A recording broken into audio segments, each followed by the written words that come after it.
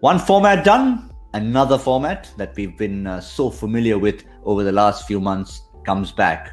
Now, first and foremost, gentlemen, I'm going to throw one question at you. This is where we start. In Canberra, familiar conditions. How much of adapting do you have to do? Given that you've been sort of bred on that diet, we almost said, is there a hangover of T20? So you've gone from that hangover, you've gone to 3 ODIs, and now back to T20s. Any amount of adjusting to do suddenly, Michael? Not a great deal. I think all players are so accustomed to playing T20 cricket. They've the majority of them have just been in the IPL. You could argue that this series is a lot more important than the 50-over series because the World Cup, obviously, T20-wise, is only a year away. So I would think all teams around the world, we've just seen England beat South Africa 3-0 convincingly. They look an absolute powerhouse of a T20 team.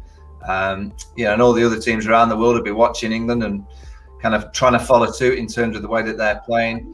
So these 3 T20 games, India versus Australia, I think is very important for the captains and the management to try and find their combinations. There's not that many T20 games that teams play leading into a World Cup. I guess it's probably about 10 or 15 from now right through to the start of the World Cup. So you don't really have that much time to start getting your roles and your combinations going. So it's important that you start now. And even though the conditions are slightly different, it's important that you identify certain individuals' roles very early so they get accustomed to playing those roles. And that's I'm sure, what both sets of players and managements are going to try and achieve over the next 3 games. But you could see Virat Kohli's focus clearly is already there. He mentioned the word boost. He's delighted with the boost that the series gave to his players, not the series, this particular game, the victory in the 3rd game in Canberra. And they carry the momentum forward. For India, it's going to be again a familiar ground. Canberra again, first T20 international. I'm curious to know now what kind of batting lineup India will be choosing, and that is something, whether KL Rahul is actually going to open in different format, in a shorter format. His preferred place is to bat at number 1, 2, and that is something which I'm really curious about. Whether Indian team management is looking at this format differently and ODIs completely differently, whether he's actually going to keep or no. That is something which I'm curious about. Rest, I think the bowling department pretty much will stay the same. Maybe Washington Sundar might come in, which means that the stack up of the overs is also another factor which I'm keeping an eye in the first match of the series. And once that first match goes out, then pretty much what kind of thought processes which are going on with regard to this format. Yeah, Kuldeep Yadav got himself a game before this T20 international squad, which he's not a part of. So Chahal comes back into reckoning, Michael. And of course, you've got, as Zahir said, you've got this all-rounder option finally with Washington Sundar, with Hardik once again presumably playing only as a batter. Yeah, I like him, and also he's a good power play bowler. And the more power play bowlers that you can have in T20 cricket, the better. So I would expect Washington to get a game. We'll have to wait and see what batting lineup Virat Kohli decides upon. But both teams are, very, very good T20 teams. And by this time next year, the T20 World Cup, I'm sure both these sides, England, New Zealand, will be the 4 kind of teams that everyone's kind of looking towards. And I've said yesterday, I thought whoever beats England will win the T20 World Cup. I think England are that strong and have got so much power and depth that I do think they are at this stage the standout white ball team.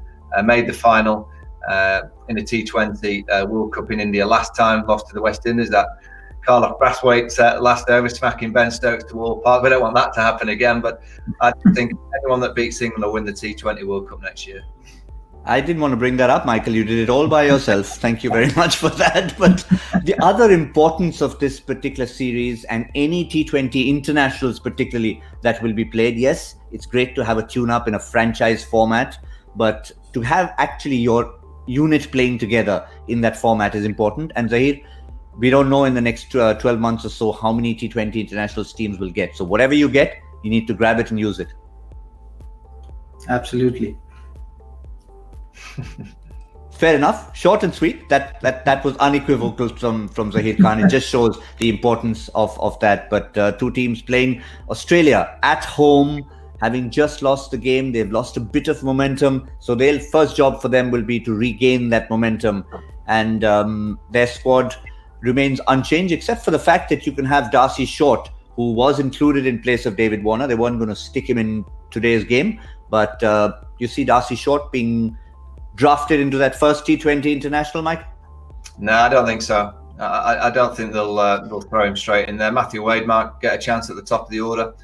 They might go with Carey at the top of the order. We'll have to wait and see. But I don't think, particularly against India and the spinners, which they'll use, I don't think Darcy Short will get a game on Friday. Interesting to see Australia's bowling lineup because they've rested a couple of bowlers for the third ODI. So Stark and Cummins, contenders to come back in, and a specialist in a sense, Zahir, someone like Andrew Tye. Yeah, he's the specialist T20 bowler, so he might get a look in. Mitchell Stark, actually, I was very keen on seeing him in today's game as well, because he certainly looks like someone who needs a bit more match bowling under his belt.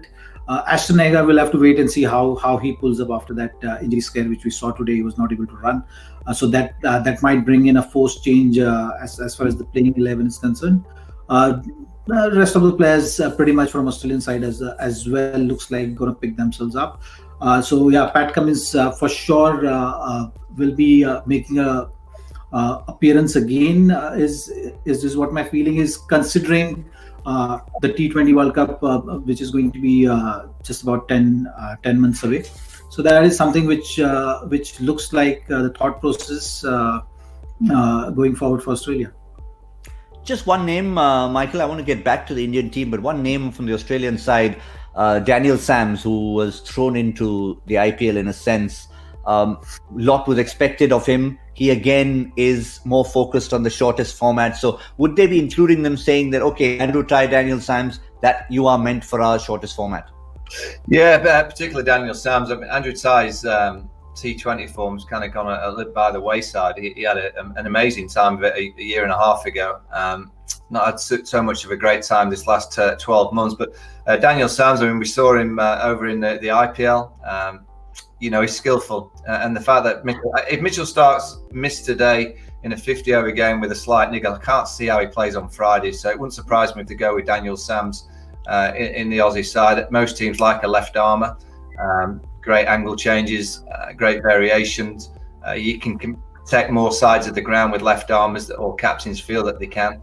So I would think that Daniel Sams has got a great chance of playing on Friday. Zahid, one last piece of work for you to put you on the spot. We're just trying to, in our heads, come up with the Indian 11, the perfect Indian 11 for 48 hours time. So you were given the job. What would be the 11 that you would pick? And you want me to pick 11 right away? Right away, why not? KL Rahul is going to open with Shikhar Dhawan. Is what I feel Virat Kohli will be sticking to his number. He's not going to leave his number for anyone, so he'll be batting at number 3. Shreyas Iyer will be number 4. At number 5, I'm looking at Manish Pandey, and number 6 will be Hardik, and then Jadeja, maybe Washington Sundar. I'll be tempted to play him for sure, and then the 3 quicks. So Deepak Char comes in, Bumrah for sure, and Shami. Yeah.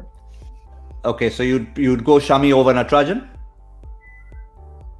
Yes, I think he's been pretty consistent with the new ball, giving those wickets. Natarajan has done well, but I think Shami is someone, unless they are looking at resting him for the test matches, then it's a different thought process. But if not, then I think he will get a go ahead.